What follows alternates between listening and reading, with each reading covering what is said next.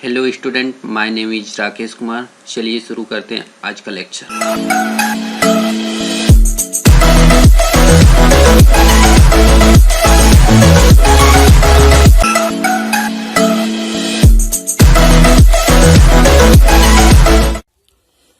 आज हम लोग नया चैप्टर शुरू करने वाले हैं, स्ट्रक्चर एंड यूनियन। तो ये स्ट्रक्चर का पहला क्लास है जिसके बारे में हम डिस्कस करेंगे। स्ट्रक्चर की जरूरत क्या पड़ी है, स्ट्रक्चर होता क्या है, इन सब के बारे में, स्ट्रक्चर को डिफाइन कैसे करते हैं, इन सब के बारे में डिस्कस करेंगे। तो स्ट्रक्चर क्या होता है? स्ट्रक्चर एक यूजर डिफाइंड डेटा टाइप होता है। सी लैंग्वेज की बात करें तो स्ट्रक्चर एक यूजर डिफाइंड डेटा टाइप होता है जो डिफरेंट डेटा टाइप को कंबाइन करने का काम करता है। मान लीजिए मेरे पास 4 एलिमेंट हैं, किसी का नेम, किसी स्टूडेंट का नेम है, एज है, ब्रांच है। इन सबको अगर हम कंबाइन करना चाहें तो एक डेटा टाइप में कंबाइन कर सकते हैं। अगर नेम की बात करें तो नेम क्या होगा?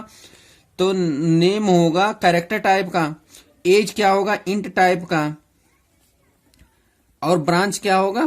कैरेक्टर टाइप का या स्ट्रिंग। तो कैरेक्टर स्ट्रिंग टाइप का है मान लीजिए मेरे पास ये तीनों। अगर इन तीनों को डिक्लेयर करना चाहें तो हम अलग अलग कर सकते हैं, लेकिन हम स्ट्रक्चर की मदद से इसको एक ग्रुप में कर सकते हैं डिफाइन।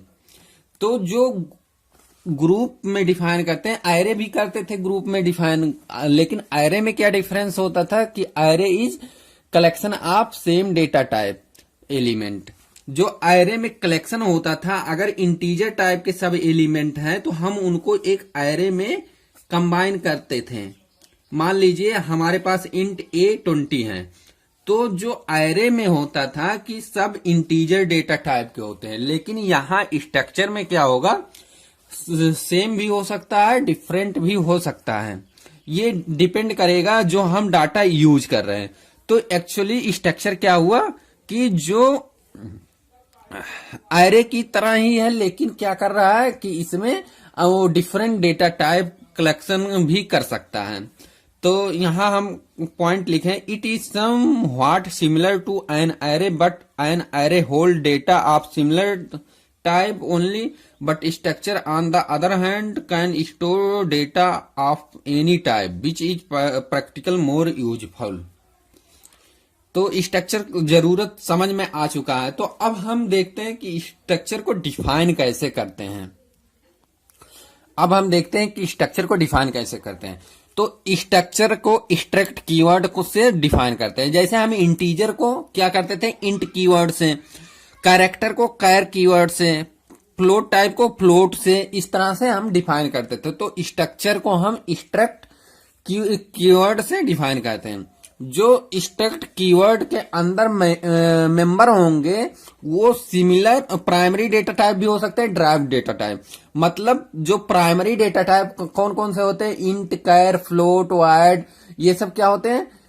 Primary data type. और सेकेंडरी डेटा टाइप में एरे आता है, स्ट्रक्चर आता है, यूनियन आता है, ये सब सेकेंडरी डेटा टाइप है।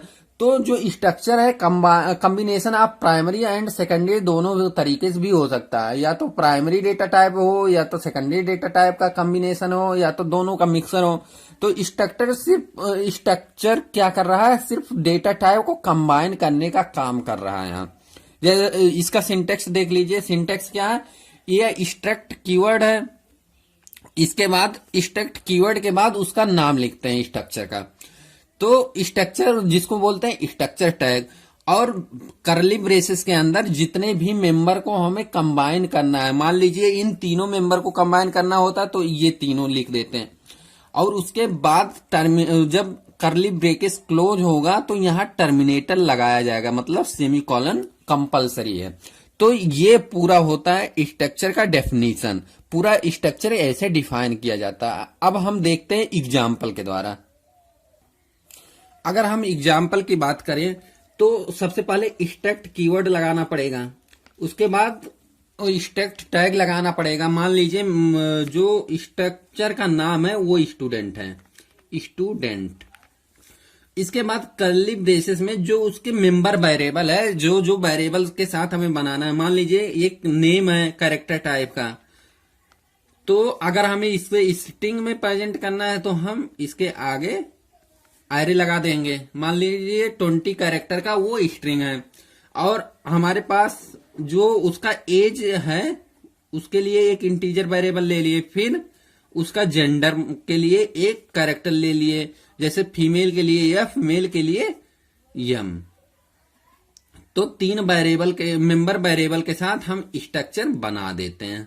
फॉर एग्जाम्पल ऐसे पूरा जो स्ट्रक्चर का फॉर्मेट होता है सेम इसी तरह होता है, जैसा कि हम सिंटेक्स में अभी आपको बताए थे। यहां देखिए, हम सबसे पहले सिंटेक्स की बात करते हैं। तो सिंटेक्स में स्ट्रक्ट कीवर्ड, स्ट्रक्चर का टैग मतलब स्ट्रक्चर का नाम, फिर उसके अंदर जितने मेंबर वेरिएबल, हम जितने वेरिएबल को कंबाइन करना चाह रहे हैं वो।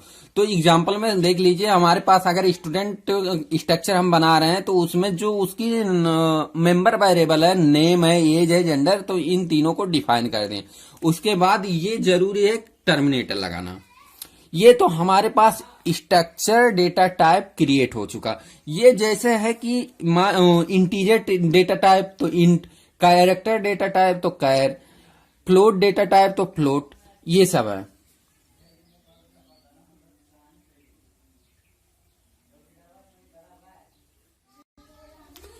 अगर हमें स्ट्रक्चर डेटा टाइप का यूज करना है तो अब हमें स्ट्रक्चर वेरिएबल डिक्लेयर करना पड़ेगा। तो अभी तक जो बना है वो सिर्फ स्ट्रक्चर डेटा टाइप बन चुका है। अब हम इस स्ट्रक्चर डेटा टाइप को, अब इसकी सहायता से हम इसके मदद से हम क्या करेंगे, स्ट्रक्चर वेरिएबल क्रिएट करेंगे। तो अगला हेडिंग क्या है, क्रिएटिंग स्ट्रक्चर वेरिएबल। जो स्ट्रक्चर वेरिएबल हम क्रिएट करते हैं वो 2 तरीके से क्रिएट करते हैं। पहला तरीका क्या है, डिक्लेयरिंग स्ट्रक्चर वेरिएबल सेपरेटली, अलग करते हैं, जो स्ट्रक्चर डेफिनेशन है उससे अलग करते हैं। दूसरा तरीका क्या है, हम इसी में करते हैं डिक्लेरेशन के साथ, डिफिनेशन के साथ ही वेरिएबल को हम क्रिएट करते हैं। तो सबसे पहले हम पहला तरीका देख लेते हैं, स्ट्रक्चर वेरिएबल को कैसे क्रिएट करते हैं। तो और एक बात हम बताना आप लोग भूल गए थे, जो हम स्ट्रक्चर डिफाइन करते हैं, स्ट्रक्चर और डेटा टाइप डिफाइन करते हैं, वो कहाँ करते हैं, ये मेन फंक्शन के पहले डिक्लेयर करते हैं। लेकिन जो हम स्ट्रक्चर वेरिएबल को क्रिएट करते हैं वो मेन फंक्शन के अंदर क्रिएट करते हैं। हमें लगता है कि समझ में आ चुका होगा। जो ये स्ट्रक्चर डेटा टाइप है इसको हम कहाँ क्रिएट करते हैं, मेन फंक्शन के पहले, और जो स्ट्रक्चर वेरिएबल क्रिएट करते हैं वो मेन फंक्शन के अंदर करते हैं। तो सबसे पहले हम देखते हैं कि स्ट्रक्चर वेरिएबल कैसे क्रिएट करते हैं, अलग स्ट्रक्चर डेफिनेशन से अलग कैसे क्रिएट करते हैं। तो जो स्ट्रक्चर डेफिनेशन है, ये मान लीजिए मेरे पास वही ऊपर वाला जो ये वाला स्ट्रक्चर डेफिनेशन है, इसी के रिस्पेक्ट में हमें स्ट्रक्चर वेरिएबल क्रिएट करना है। तो मेन फंक्शन के अंदर क्या करते हैं, स्ट्रक्ट स्टूडेंट, अगर हमें 2 वेरिएबल क्रिएट करना है S1 S2 तो हम इस तरह से लिख देते हैं। यहां ये क्या है, स्ट्रक्चर वेरिएबल का नेम है, और ये क्या है, स्ट्रक्चर टैग है, मतलब स्ट्रक्चर का नाम है, और ये क्या है, स्ट्रक्ट कीवर्ड, मतलब स्ट्रक्चर के लिए स्ट्रक्ट कीवर्ड यूज कर रहे हैं।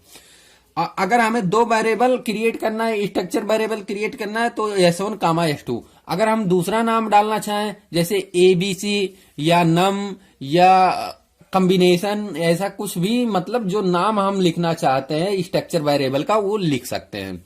ये कोई जरूरी नहीं है कि हमें S1 S2 लिए तो आप लोग समझिए कि S1 S2 ही हो सकता है, ऐसा नहीं। तो जो ये स्ट्रक्चर डेफिनेशन है ये कहाँ होगा, मेन फंक्शन जो हम बनाते हैं उसके पहले होगा।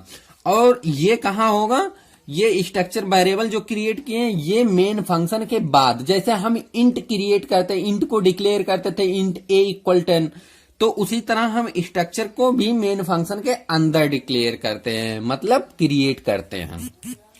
इसके बाद अब हम चलते हैं दूसरे तरीके पे कि दूसरे तरीके से कैसे क्रिएट करते हैं। तो ये है मेरा दूसरा तरीका। दूसरा तरीका क्या है, declaring structure variable with in structure definition. जहां स्ट्रक्चर डेफिनेशन हम क्रिएट कर रहे हैं उसी के साथ ही हम स्ट्रक्चर वेरिएबल क्रिएट कर सकते हैं। उसके लिए क्या है, जो ये है मेरा क्या है, स्ट्रक्चर डेफिनेशन है। तो अगर हमें 3 स्ट्रक्चर वेरिएबल को क्रिएट करना है, 2 स्ट्रक्चर वेरिएबल को क्रिएट करना है, तो डायरेक्ट जहां ब्रेसेस खत्म हो रहा, अब यहां टर्मिनेटर नहीं लगाएंगे। तो टर्मिनेटर के पहले ही S1 कामा S2 फिर टर्मिनेटर लगा देंगे। इसे चाहे तो हम नेक्स्ट लाइन में S1 कामा S2 टर्मिनेटर के साथ कर सकते हैं। वो तो प्रोग्रामिंग के ऊपर डिपेंड है कि कौन सा प्रोग्रामिंग हम फॉलो कर रहे हैं, हम ब्रेसेस उसी लाइन में लगाते हैं या अलग लाइन में लगाते हैं, वो तो कंपाइलर थोड़ी ना ये देखता है। ये तो स्ट्रक्चर वो अपने ऊपर लिखने का फंक्शन है कि हम ब्रेसेस यहां लगाते हैं कि यहां लगाते हैं, ये तो अपने टाइपिंग के ऊपर है। तो हम S1 और S2 कहां डेफिनेशन के साथ ही स्ट्रक्चर वेरिएबल को क्रिएट करते हैं। तो जो इन दोनों में परफेक्ट तरीका है वो पहला तरीका है। हम एक्चुअली पहले तरीकों को ज्यादा लेके क्रिएट करते हैं, क्योंकि जो पहला तरीका क्या है कि इसको हम कहाँ करते हैं, मेन फंक्शन के ऊपर, और इसको कहाँ करते हैं, मेन फंक्शन के बाद। तो इससे क्या होता है, अगर हमें कुछ चेंज करना होता है, कोई अलग से ऐड करना होता है, तो हम यहां जाके पर्टिकुलर ऐड कर सकते हैं, मेन फंक्शन के अंदर लाने की जरूरत ही नहीं पड़ती है।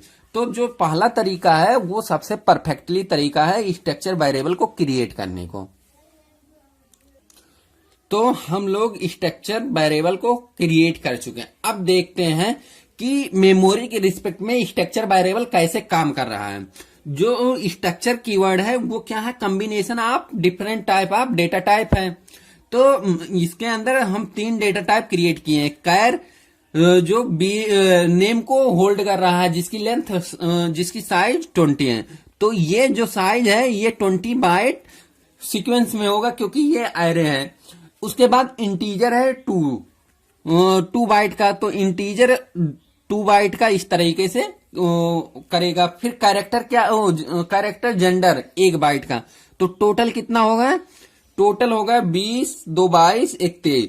ये 23 बाइट मेमोरी में स्थान ऐसा ऑक्युपाई करेगा सिर्फ S1 वेरिएबल के लिए। S2 वेरिएबल के लिए भी अलग अलग, S2 वेरिएबल के लिए कहीं और दूसरी जगह इसी तरीके से 20 बाइट नेम के लिए, 2 बाइट इंटीजर एज के लिए, 1 बाइट किसके लिए, जेंडर के लिए।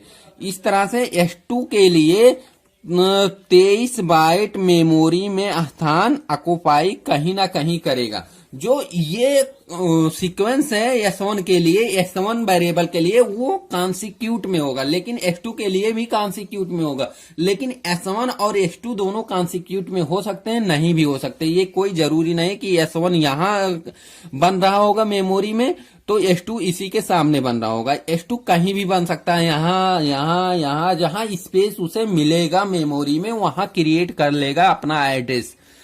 तो हमें लगता है कि स्ट्रक्चर का जो बेसिक है वो समझ में आ गया। इस वीडियो में अभी तक हम लोग देखें क्या है कि स्ट्रक्चर होता क्या है, स्ट्रक्चर की जरूरत क्यों है, स्ट्रक्चर को डिफाइन कैसे करते हैं, स्ट्रक्चर वेरिएबल को कैसे क्रिएट करते हैं। इन 4 पॉइंट को अभी तक हम लोग देख चुके हैं।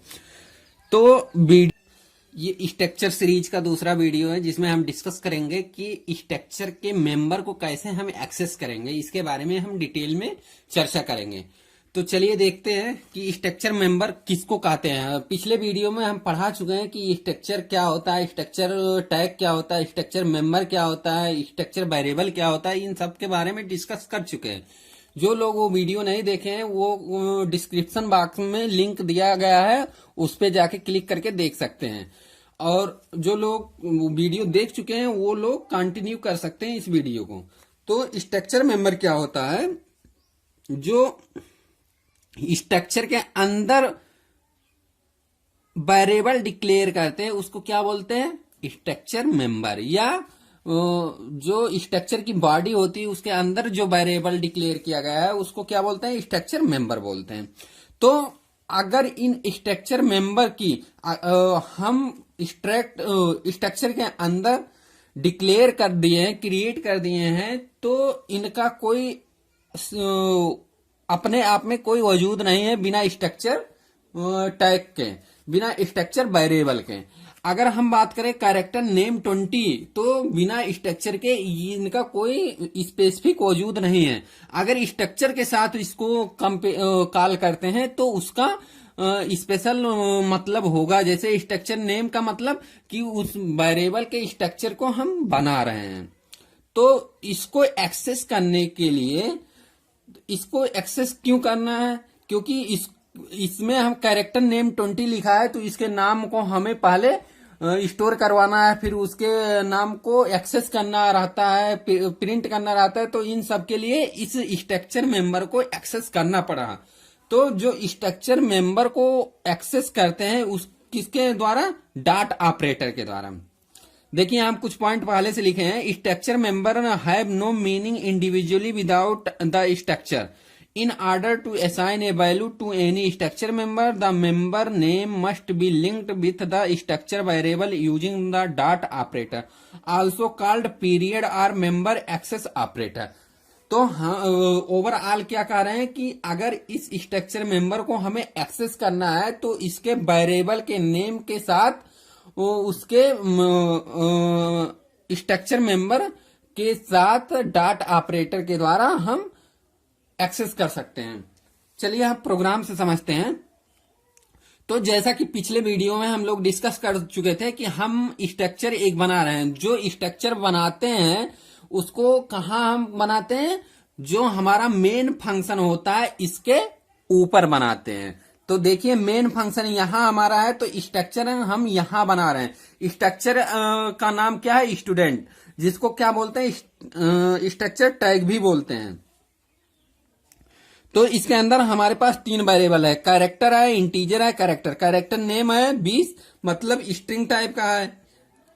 ये इंटीजर टाइप का है, ये कैरेक्टर जेंडर है, मतलब ये कैरेक्टर टाइप का है। तो इसको हम पहले से क्रिएट कर लिए स्ट्रक्चर। तो अगर हम इसके मेंबर को एक्सेस करना चाहेंगे तो डॉट ऑपरेटर से करेंगे, जैसा कि अभी हम मेन फंक्शन में जब एक्सेस करेंगे तो यहां हम बताएंगे।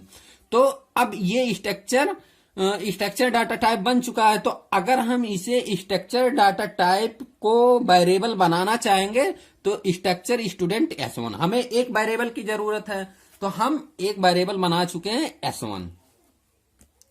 तो अब हम S1 क्या वेरिएबल बन चुका है, S1 किस टाइप का है, स्ट्रक्चर टाइप का है। अगर हमें स्ट्रक्चर टाइप का इसके फर्स्ट मेंबर को कॉल करना है, एक्सेस करना है नेम को, तो कैसे करेंगे, S1 डॉट नेम। जो str कॉपी है, str कॉपी हम एरे वाले चैप्टर में पढ़ चुके हैं। स्ट्रिंग कॉपी का काम क्या होता है कि किसी स्ट्रिंग को कॉपी करने के लिए होता है। जो ये क्या होता है, सोर्स होता है, ये टारगेट होता है, ये टारगेट होता है, ये सोर्स होता है। मतलब जो राज पांडे है वो S1 डॉट नेम में S1 पॉइंट नेम वाले वेरिएबल में जाके सेव हो जाएगा। और फिर S1 डॉट एज, अगर हमें एज को डिक्लेयर करना है कि मतलब असाइन करना है कितना एज है, तो S1 डॉट एज इक्वल 18। तो अगर जेंडर हमें असाइन करना है कि कौन सा जेंडर है, तो जेंडर कैरेक्टर टाइप का है, तो S1 dot gender equal single bracket के सिंगल कोट्स के अंदर M। सिंगल कोट्स क्यों लिखते हैं, क्योंकि हमें पता है कि ये कैरेक्टर टाइप का है। तो अब हमारे जो वेरिएबल स्ट्रक्चर में बना होगा इस तरह से बना होगा कि यहाँ 20 ये नेम के लिए, ये एज के लिए 2 और कैरेक्टर के लिए 1, मतलब टोटल 23 बाइट ऑक्युपाई किया होगा। तो 23 बाइट में राज पांडे यहां आ गए S1 डॉट नेम में, और 18 कहां आ चुका है, S1 डॉट एज में, और S1 डॉट जेंडर में M आ चुका है। तो मतलब यहां डाटा आ चुका है इन तीनों स्टेटमेंट से। अब इसको अगर हमें प्रिंट करना है तो हम सिंपल सा प्रिंटफ फंक्शन से प्रिंट कर सकते हैं। देखिए अगर हमें नेम को प्रिंट करना है तो प्रिंटफ फंक्शन लगा दिए, printf name of student 1 equal %s S1 dot name. %s मतलब क्या हुआ कि हमें स्ट्रिंग को एक ये किसके लिए होता है, स्ट्रिंग फॉर्मेट स्पेसिफायर होता है जो स्ट्रिंग वैल्यू प्रिंट कराता है। तो S1 डॉट नेम में क्या आ चुका है, राज पांडे। तो इस पहले स्टेटमेंट से क्या प्रिंट हो जाएगा, नेम ऑफ स्टूडेंट कोलन राज पांडे।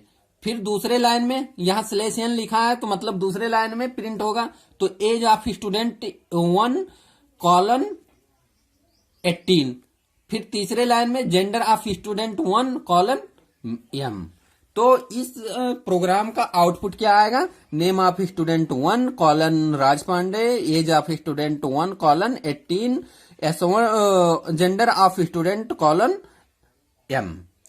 तो हमें लगता है कि समझ में आ चुका है। बस इसमें क्या करना है, हमें जो एक्सेस स्ट्रक्चर मेंबर है उनको एक्सेस करने के लिए डॉट ऑपरेटर लगाते हैं। यहां देखिए, यहां डॉट लगाए हैं, यहां लगाए हैं। अगर हमें नेम को एक्सेस करना है तो s1 डॉट नेम। अगर यहां हमारे पास 2 वेरिएबल होता है तो दूसरे को अगर हमें एक्सेस करना रहता तो मान लीजिए उसका नाम हम s3 रख दिए तो s3 डॉट नेम कर देते हैं, यहाँ s3 डॉट एज कर देते हैं, यहाँ s3 डॉट जेंडर कर देते हैं। इसी तरह मतलब हम डॉट ऑपरेटर से उस स्ट्रक्चर मेंबर को एक्सेस करते हैं। अब हम दूसरे एग्जांपल से समझते हैं कि दूसरे प्रोग्राम में मतलब हम स्ट्रक्चर मेंबर के साथ इसका यानी फंक्शन से भी वैल्यू असाइन कर सकते हैं। हम इस प्रोग्राम में डिस्कस करने वाले हैं। तो हम यहां देखते हैं कि हम 2 हेडर फाइल लगाए हैं, ये तो अंडरस्टूड है। फिर हम एक स्ट्रक्चर डिक्लेयर किए हैं, एक स्ट्रक्चर क्रिएट कर रहे हैं, क्योंकि हमें स्ट्रक्चर का मतलब क्या होता है कि डिफरेंट डेटा टाइप का कलेक्शन को कंबाइन कर रहे हैं। जैसे नेम स्ट्रिंग टाइप का है, इंटीजर पेज है और कैरेक्टर ऑथर क्या है, स्ट्रिंग टाइप का है। तो हम इनको कंबाइन कर दिए एक स्ट्रक्चर वेरिएबल में, जिसका नाम स्ट्रक्चर का नाम क्या है, बुक। अब इस स्ट्रक्चर के रिस्पेक्ट में हम मेन फंक्शन में अगर हमें यूज करना होगा इस स्ट्रक्चर को तो हम एक वेरिएबल बनाएंगे या 2 वेरिएबल, जितने हमें जरूरत होगी। तो अब हम बात करते हैं कि जो मेन फंक्शन के अंदर है, सबसे पहले हम उस स्ट्रक्चर का हम एक वेरिएबल जनरेट क्रिएट कर लिए, किस नाम से, b1 नाम से। जो स्ट्रक्चर बुक है उसका हम एक वेरिएबल क्रिएट कर लिए हैं। तो वेरिएबल जब क्रिएट कर लिए हैं तो अब ये स्ट्रक्चर क्या आ चुका है कि इस तरह से मेमोरी में बन चुका होगा s1 के लिए। s1 के लिए यहाँ 20 ये हो चुका था, मतलब 20 बाइट के लिए नेम के लिए, 2 बाइट के लिए पेजेज के लिए और आथर के लिए 20 बाइट, मतलब 42 बाइट स्थान मेमोरी में ऑक्युपाई कर लिया होगा। ये नेम के लिए, ये पेजेज के लिए और ये ऑथर के लिए। इतना समझ में आया। फिर अब हमें इस जो हमारे पास मेमोरी मिल चुका होगा, मेमोरी में स्थान मिल चुका होगा, अब उसमें डाटा को इंटर करना है। तो हम पहला प्रिंटफ क्या लगा दिए, इंटर वैल्यूज। अब इनमें इंटर मतलब आउटपुट में हमारे दिखेगा इंटर वैल्यूज। तो जो वैल्यू हम डालेंगे कहां कहां जाएगा, b1 डॉट नेम, सॉरी ये b1 है, s1 नहीं, b1 dot name. b1 dot name जो पहला हम कोई कैरेक्टर डालेंगे, कोई स्ट्रिंग डालेंगे, वो कहां जाके सेव होगा, b1 डॉट नेम में। तो हम यहाँ स्ट्रिंग फॉर्मेट स्पेसिफायर लगाएं। स्ट्रिंग के साथ हम पहले भी डिस्कस कर चुके हैं कि हम एड्रेस ऑपरेटर नहीं लगाते हैं, जबकि इंटीजर यहाँ %d है। दूसरा फॉर्मेट स्पेसिफायर इंटीजर के लिए, तो हम address of b1 dot pages पे लगाते हैं। मतलब स्ट्रिंग के केस में हम क्या लगाते हैं, एड्रेस नहीं मेंशन करते, वो ऑटोमेटिकली जाके उस एड्रेस पे सेव होगा। तो हम स्कैन ये फंक्शन से इन वेरिएबल में हम डाटा को इंटर कर रहे हैं। वेरिएबल का नाम क्या है, b1 डॉट नेम। अगर हमारे पास मान लो हम 10 इस तरह से 10 वेरिएबल क्रिएट किए होते, अगर b1 डॉट नेम कर रहे हैं तो पहले वाले वेरिएबल में जाके फिल होगा, नेम वाले कॉलम में। फिर b1 डॉट पेज, तो यहाँ पेज वाले में आ जाएगा जो हम फिल करेंगे। b1 डॉट आथर में क्या, जो आथर का स्ट्रिंग हम फिल करते देंगे कीबोर्ड से, वो जाके, मतलब हम इस स्ट्रक्चर मेंबर को स्कैन या फंक्शन से भी यूज करके हम डाटा की एंट्री कर सकते हैं। अगर अब डाटा की एंट्री जब हो चुकी है तो अगर हमें प्रिंट करना है तो हम सिंपल सा प्रिंट या फंक्शन लगा के कर सकते हैं। तो यहाँ वेरिएबल का नेम हम उसी तरह लेंगे, b1 डॉट नेम। b1 क्या है, वेरिएबल, स्ट्रक्चर वेरिएबल है, डॉट हम लगाते हैं 2 स्ट्रक्चर वेरिएबल को कंक्रीट करने के लिए, मतलब जोड़ने के लिए, कनकेट करने के लिए। और नेम क्या है कि इस स्ट्रक्चर में पहले स्ट्रक्चर मेंबर का डेटा टाइप का नेम है। फिर उसी तरह से B1 डॉट पेजेस के वो हमें प्रिंट करना है, फिर B1 डॉट आथर प्रिंट करना है। तो यहां से हम जो दिए होंगे कीबोर्ड से वो प्रिंट होके आ जाएगा। हमें लगता है कि समझ में आ चुका होगा। सिर्फ इस वीडियो के माध्यम से हम ये समझाने की कोशिश कर रहे थे कि अगर हमें स्ट्रक्चर मेंबर को एक्सेस करना है या कुछ वैल्यू डालना है तो इन स्ट्रक्चर मेंबर को हम उसके रिस्पेक्ट में जो वेरिएबल जनरेट किए हैं, वेरिएबल क्रिएट किए हैं, तो वेरिएबल के नेम प्लस वेरिएबल के नेम डॉट स्ट्रक्चर मेंबर का नेम से हम एक्सेस कर सकते हैं।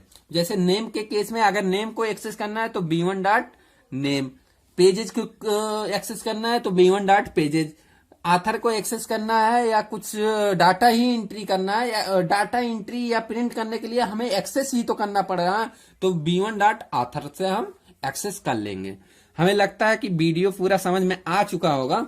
तो वीडियो को एंड करने से पहले हम आप लोगों के लिए QTB पूछ लेते हैं। आज का QTB यह है कि जो फर्स्ट प्रोग्राम था उसका आउटपुट क्या होगा।